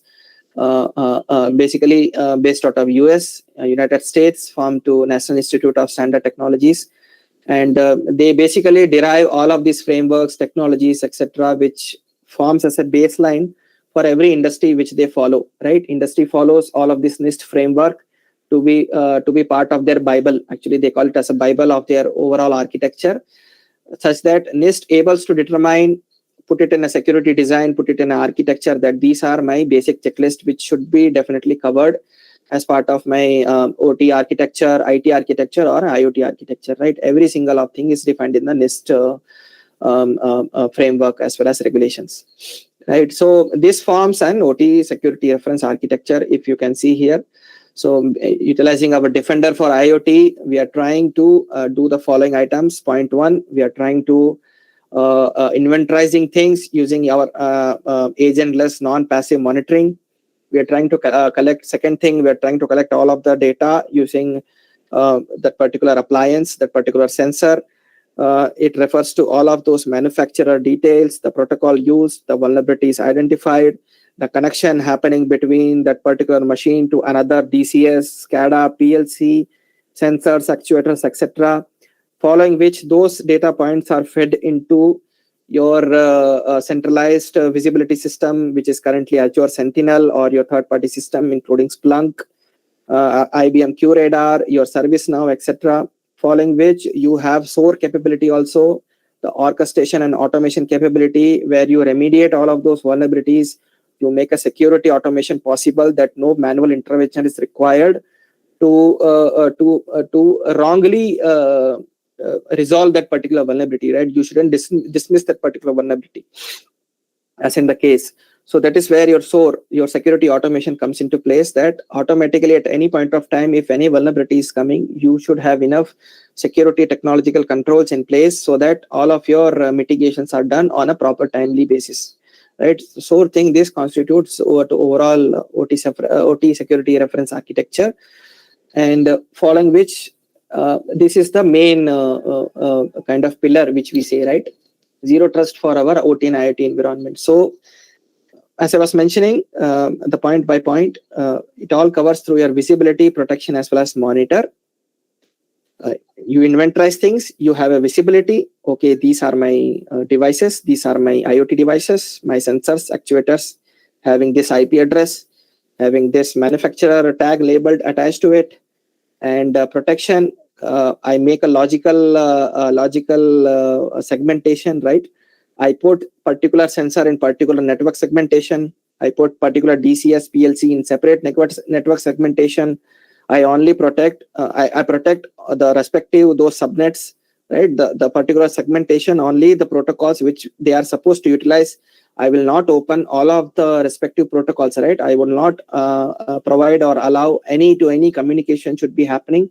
I will only allow the respective communication from that particular source to that particular PLC. I will try to define all of those policies. I will try to define all of those rules such that dynamic or static controls are aligned to it. Then, of course, I have monitoring in place. I have continuous monitoring, threat detection in place, so that it mentions all of my anomalous activities. Simply said, if all of these are in place, right, assume that I work from a 9 a.m. to 5 p.m. kind of scenario. Now there comes a scenario where traffic is being established or initiated at 5 a.m. in the morning, right? Typically, that is not the case. It is an anomalous behavior or a malicious behavior. So that will ask for a secondary level of authentication or secondary level of proofing that I am the authorized person who is supposed to access this. So logging in untimely hours or logging in from a third-party browser, which I usually wouldn't log in, right? Or any cafe, any coffee cafe I'm trying to access it from. That is not my particular behavior. So all of this user entity behavior analytics is already fed into those kind of cybersecurity systems that analyzes the user's behavior, the network behavior, the identity behavior, the usage, the timelines, etc. Everything is being processed, everything is being logged, and everything is being analyzed in forms of a user identity, right? That this user has this many attributes. They will log in from this device only, this browser only, this timeline only. So these are forms my attribute. And using this as a baseline, the system identifies that I am the correct person and I should be allowed access to. Or if the policy states otherwise, I should be further subjugated to a second level of authentication to prove myself that I am the authorized person, right? So this is how we monitor, we protect, as well as we make sure that we protect everything which are being visible to us, right? So if you see, due to unfortunate circumstances, I wouldn't be able to provide you literally the demonstration instance of the Defender for IoT, but I do have some of the screenshots which I tried to gather from the public forums. And if you see on these, hold on. If you see, which I was mentioning, these are the asset discovery and the network topology mapping, right? If you see, these are my level by level boundaries which I have defined, such as enterprise, supervisory, process control, right? So you have this operator PCs, You have PLC in this segmentation. You have workstation in this segmentation. You have respective end user devices, the respective routers, the IT environment, right? This is how they are being connected. If you see these lines, which represents that these are the connections which are happening from one particular device to another particular device. So the level of security I was talking that if this particular device 1 is supposed to communicate with this device 2, I would only allow the protocol which this device is supposed to initiate the connection from, which is known as a source port, as well as source protocol, as well as the destination protocol, as well as destination port, right? Then only the connection between these two will be secure. And since it is being relayed as an physical connection itself, then shouldn't be having any possibility and with respect to making sure that patches are applied time to time basis. All this data is being fed through your sensors and actuators and followed by your non-passive monitoring. It will be able to detect that these are my protected environment. And if you see this PLC East 1, the device details, the Defender for IoT is able to capture. The vendor's details are projected, the protocols at which being utilized, the IP address in terms of IoT communication, the MAC addresses of the particular devices, right? The sticky addresses which are being utilized, and you have activity also which states that this device is being used in this time frame, right? Apart from that, also you do have a vulnerability management kind of thing which I was mentioning over the past few slides. You do have these kind of UDP ports, right, and TCP ports. For those who understand that the difference between these protocols, TCP and UDP, UDP is kind of a postcard kind of scenario. Whenever you write a postcard to any person, you don't know whether it will reach or not, or whether that is reached or not. You never know. That is the UDP protocol. It only sends. It doesn't receive unless the receiver reads it and replies it back. It never knows. Similarly, the TCP protocols works on a three-way handshake basis. First thing happens. Yeah. ஏன்னா அங்கதான் போனேன், நான் லேப்ல தான் இருக்கேன், அங்க போனா பார்த்தாதான் தெரியும். Somebody's on mute. Okay, let me continue. So the TCP protocol states on the three-way kind of handshake protocol, such that whenever a source is trying to establish a communication with the target, it sends a starting phase, the traffic initiation. This is the first handshake. The second handshake constitutes the target, where it acknowledges that it has received the polling signal, that I am ready to receive this signal, and it sends back the acknowledgement to the source one itself. Then only the source sends the respective data packet towards the destination. So this is a TCP three-way handshake protocol, right? So in this case, the vulnerability management which we are trying to refer here mentions that the respective PLC having this of the IP address, followed which is the manufacturer. This is the Rockwell automation. Of course, it's also based on all of the data gathered through your network device, right? It also mentions that this is the security score E1, and the ports are being utilized, and these are the vulnerabilities which are found as part of your manufacturer's absence of the respective patches, right? So this is how your next generation Industry 4.0 cybersecurity is able to detect all of this into a centralized version of your dashboard, right? A dashboard helps to exactly view that the firmware level itself details are being updated as well as changed, and this may cause a problem with respect to the operations at all, right? It gives you a far much more explanation than any plant administrator can go to the particular device, connect their workstation to the respective console ports and start doing the troubleshooting, right? But in this specific use case, typically administrators are not allowed to communicate directly with respect to your devices. So that is not allowed. So keep that in mind. So with respect to your overall arcing picture, these are your real-time IoT OT threat alerts, which are categorized into these of those categories, right? Your unauthorized device connected to the network, as I was mentioning. Tomorrow I take my malware device itself, I take it to the plant, I connect the respective device to the respective sensor or actuator or handheld device or anything, right? It can inject the respective malware to enter into that particular network and start doing the reconnaissance and start exploring all of those malicious activities. So that should be able, that our product or that our capability cybersecurity approach should be able to identify that this is my unauthorized device, and it should be, even though it is connected, it shouldn't be allowed to access the network itself. So these alerts or these threat alerts are covered under part of Defender for IoT, including your remote access. Unauthorized remote access can be blocked. Your network scanning operations, your PCAPs, right? It can be blocked itself. In computer terms, it is known as a network scanning or a port scanning, where you try to send all of the data towards respective ports so that any respectable matchable port can respond you back. So it may create a problem in terms of hijacking the port or sending the multiple ports as the ports gets down itself, such that your availability is getting down and your services are affected, right?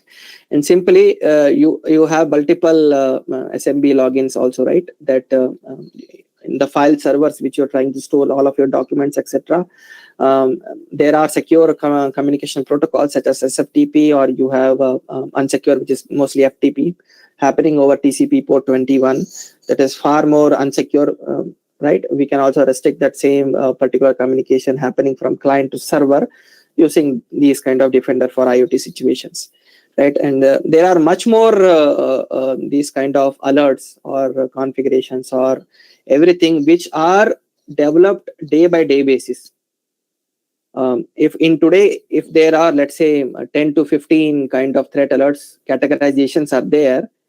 If you go after 1 week, Microsoft will build 5 or 6 more, or it already been in programmable approach that already these are being progressed in terms of the cyber security attacks which happen every single day, every single night, right? It happens all the time. So as a cyber security portfolio person, we are bound to face every single threats and detections all over our day and night. So every single day, that is a new experience in terms of experiencing every single attack type, which we see it on daily basis. So that is the best part of this job. So as I was mentioning, this was Azure Sentinel, which is capable of collecting the data, detecting the anomalies, running all those investigations, and responding in terms of SOAR automation. Right, I have included all of these reference link as a part of your knowledge session. In terms of, you may go through it and try to understand that what does Azure Sentinel do in terms of IT security or OT security capability. Thus, it may help you further to understand that how, as in Industry 4.0, you try to collaborate every single of your portfolio, right? IT, IIoT, IoT, your OT, and you combine everything. You have a centralized visibility and you make the best use of it.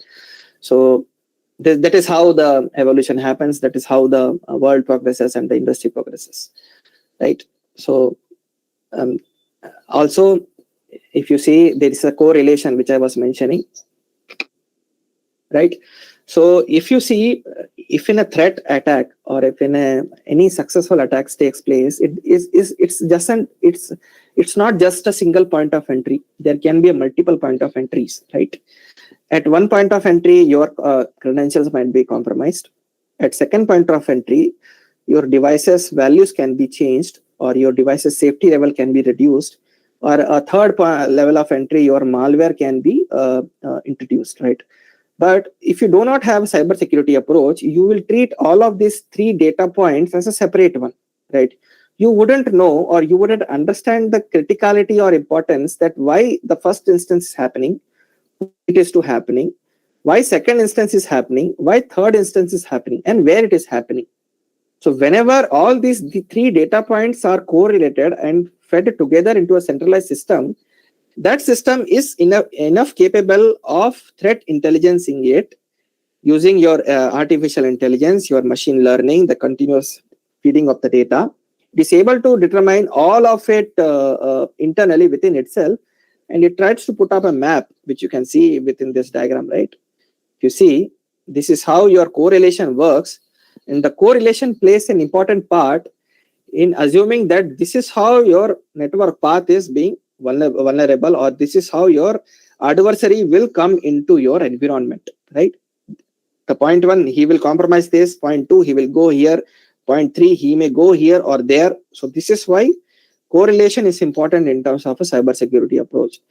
And in this case, our Azure Sentinel helps to very well include it, as well as make sure that all of your data points are discovered and designated into a common holistic chart, which is known as your whole the workspace itself, right? So that is all, audience, from my side. So any further Q&A which we are expecting here? Thank you everyone for your kind patience and listening to me sharing with you all of this content. As a naive user, how do we identify the type of attack that has happened there? And with the help of Microsoft Azure, how we can control that? I didn't know about that security in that point of view. So as a third party, as a customer, how should I control that with that Azure kind of stuff? Ma'am, please, I know your name, please. Krishna Kumari. Hi, Krishna Kumari. Good to start with. So as I was mentioning, right, the deployments of securing your IoT along with your IT as well as IoT environments can be done through your greenfield as well as your brownfield environments, right? So whenever there is a brownfield environment where already there are certain controls which are done, which are already in place, and there is a business decision to include your Azure Defender for IoT to come into picture, you start assessing all of those and start securing it, right? So that is possible in both the cases, right? In terms of introducing your Azure Defender for Identity, you can place it in existing industry also, industry plant, any petrochemical factory, etc. also, or a newly built factory, blank factory that you want to make sure you utilize it, right? So whenever you start imploring this, you abide by the, first of all, the cybersecurity OT framework, the architecture, which I was referencing it, right? With referencing to all of this architecture, you can see that utilizing this, you can have an Azure environment set up in terms of Defender for IoT. And as the business approaches, you can integrate every single one of your industry components with respect to Azure. And that is how you, having an architecture setup, you can integrate every one of it. So that is Microsoft Azure can be applied mostly for industrial purposes. It's for everywhere. In today's time, if you are addressing to IT environments, right? You're having your relational databases, you're having your serverless functions, your containers, etc. Azure is able to protect all those as a primary feature itself. And in those coming years, by the 2020, since the COVID-19 inclusion and post the inclusion or the acquisition of CyberX, which I was mentioned earlier, it is able to pitch their foot in the IoT industry, OT industry as well. And they have proven in these 2 kind of years that they are capable of delivering it in terms of OT security as well. And there are successful customers such as PwC, which have successfully done at both the IT level as well, OT level as well as IoT level as well. So that is a proven use case. Krishna. Thank you.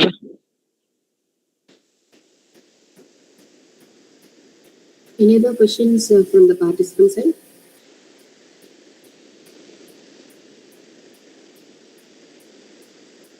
Okay, Dwarak sir, actually I was worried that your session ended soon, but I'm happy it extended. Once again, I thank you for your detailed explanation with examples and for interaction with the previous speaker, Engineer Sivabalan. Ma'am, sorry to interrupt. Just one more slide, okay? One more slide. Okay, So action this points. is the action point from this discussion which I was supposed to tell. In the agenda itself, you showed. Yeah, with respect to the faculty and everyone who are present here. in terms of upskilling themselves as well as upskilling the students itself, it is highly important that we make an extra mile towards understanding the industry better, right?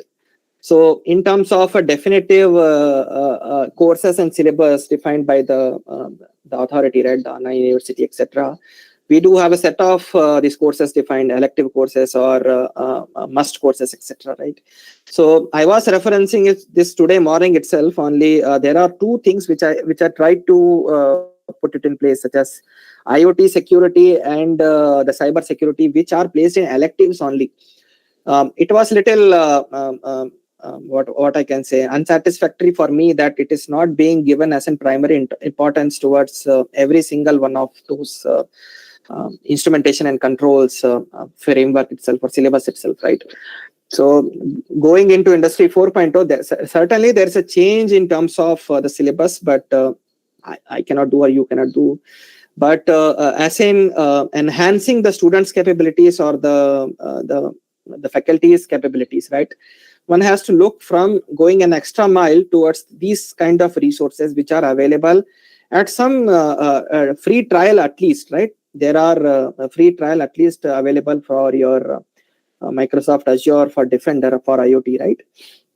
These can be explored. The proof of cases or the point of cases can be developed, right, by the students or the professors or the lecturers itself. And of course, that can help you understand that this is how literally the security perspective, it goes into your OT operations or OT mechanisms, etc., right? Why am I telling this is because there are major lot of information into the market, right? Being my personal experience, I wasn't able to utilize all of these, right? These were actually booming. These clouds were booming during this 2013 to 2014 kind of thing. Although it has been introduced long way back, 2009 to 2010.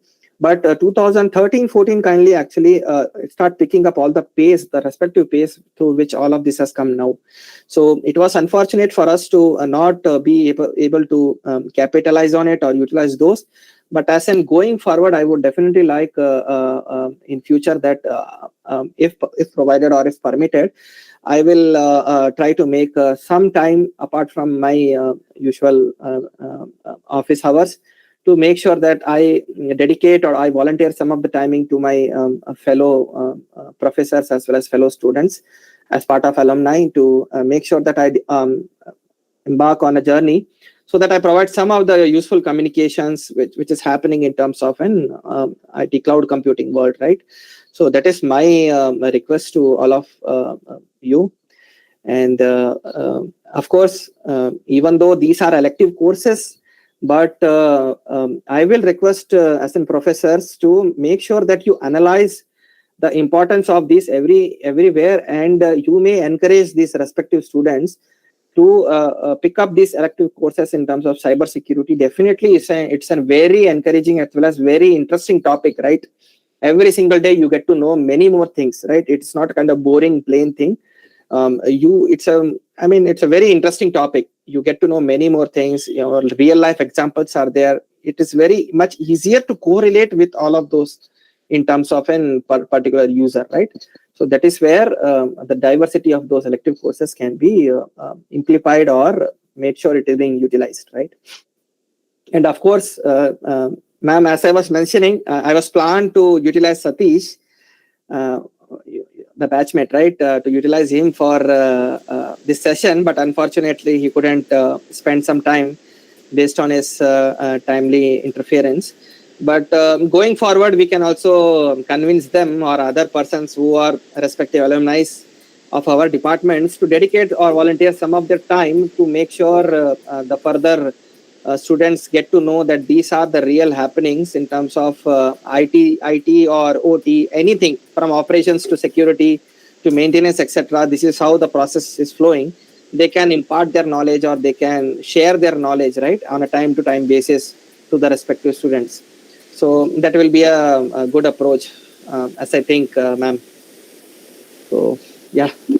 Will you provide any industrial visit kind of stuff? Industrial visit, if you ask me, you know what happens really. But in this case, if the students are really interesting or interested, they really do wish to make use of that particular industry visit, that shouldn't be part of that particular timeline, right? The 4-day which they choose from Wednesday, Thursday, Friday to Saturday, Sunday, it shouldn't be like that industry visit. That can be constitute to a physical visit, but apart from that, I will encourage them to perform a short projects, right? Short proof of concepts, which are available over this vast internet society, right? That they can utilize all of those contents, prepare some short projects itself. That will take maximum 1 week of their hard work. That's it.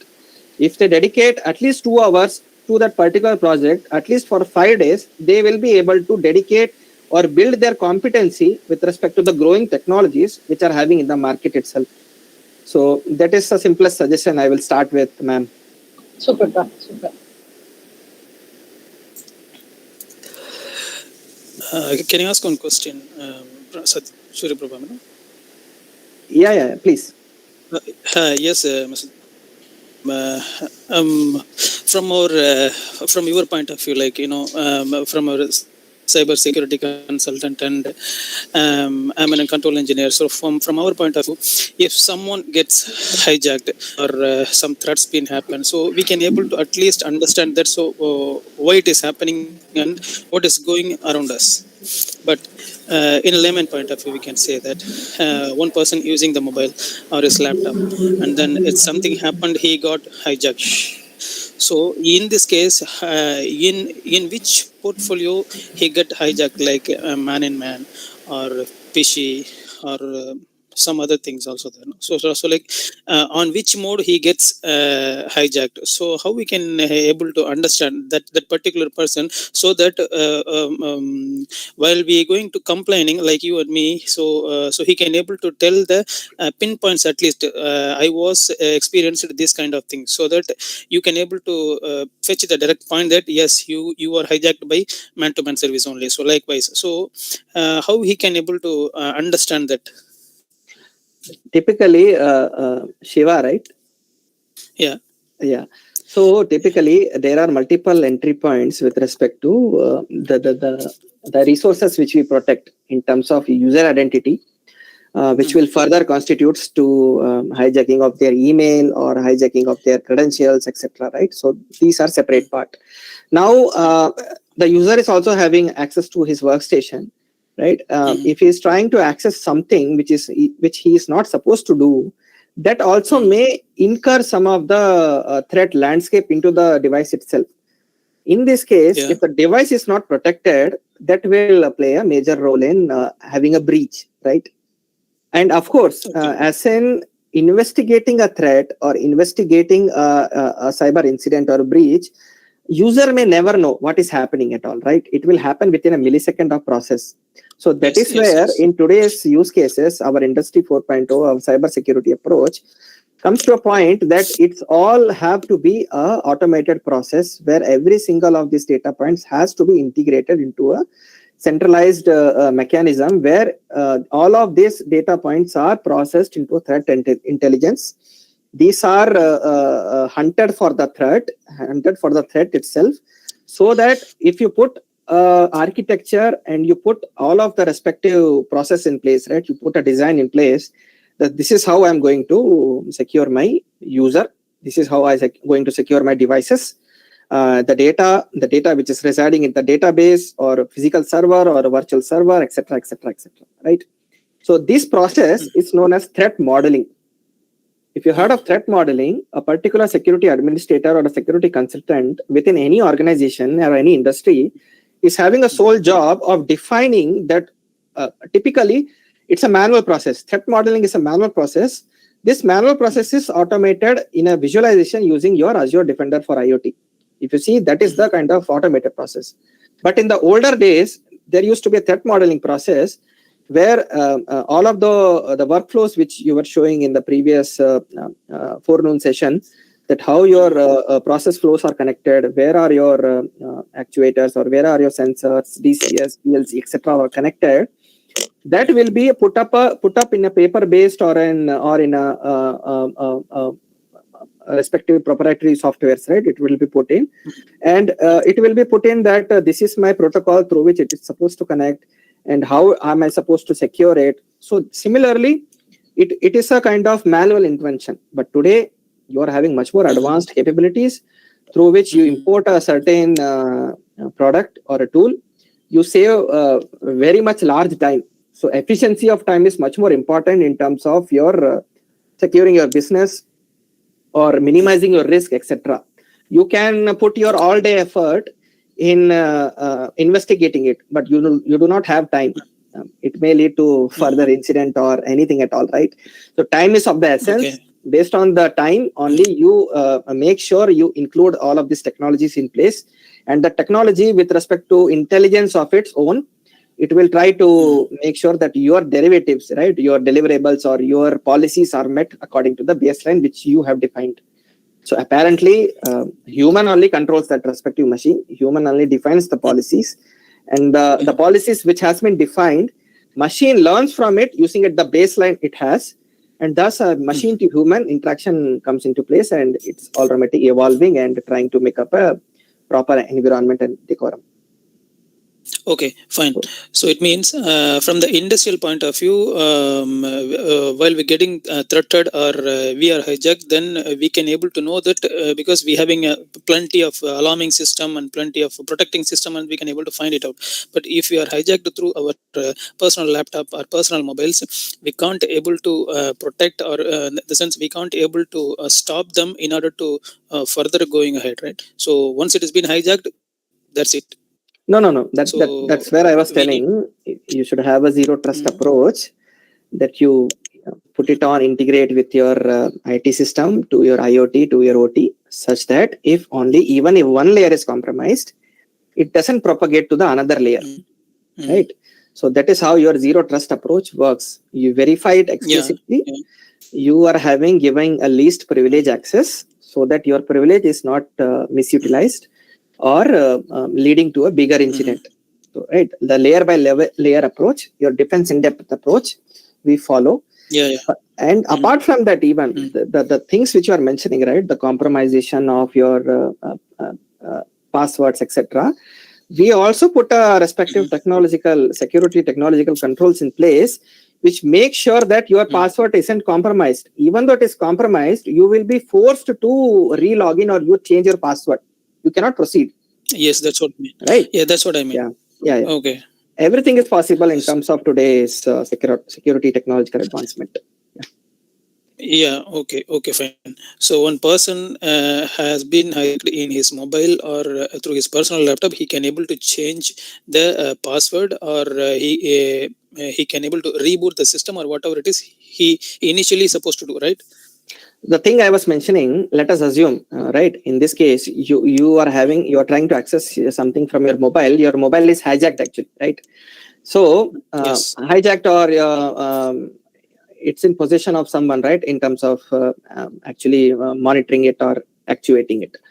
What happens is I have defined conditional access policies within the Azure itself, right, which make sure the respective, since it's a managed device, right, your mobile is part of a managed device. I am managing it. The organization is managing it. So it will get to know the security posture of the device. If the device is compromised, immediately you will be cut off. Okay. Right? It will send an email to you that your device has been compromised by this and this attributes. Either you need to make sure you format the system or remove this particular application which is vulnerable, and this through which this has been compromised. So in that way, layer by layer, that is possible to segregate everything. Okay then. Okay, fine. Thank you. Hope that answers, Shiva. Yeah. Yeah, it has been answered clearly. Thank you so much, Mr. Dorak. Dorak sir, shall we conclude? Ma'am, yes. I'm making wait everybody, yeah. Sorry for that. No. Definitely your action plan will fill the gap between the curriculum and the industry, I am sure. At the beginning of the session itself, you said, I'm sharing my screen and knowledge. You proved it. I thank you so much for sharing your knowledge with all of us. Thank you. Thank you so much. Thank you everyone for having this session attended, and thanks ma'am for giving this chance, as well as HOD and everyone, ma'am. Every one single in the call. Okay. Sorry for not reciting the names. Thank you, Dwarak sir. Thank you so much. Thank you, ma'am. Dear participants, the feedback link is posted in the chat box. It will be closed at 8 p.m. today. Kindly join at 9:45 a.m. in the same link for tomorrow morning session. Thank you. Thank you all, Emily. Thank you, ma'am.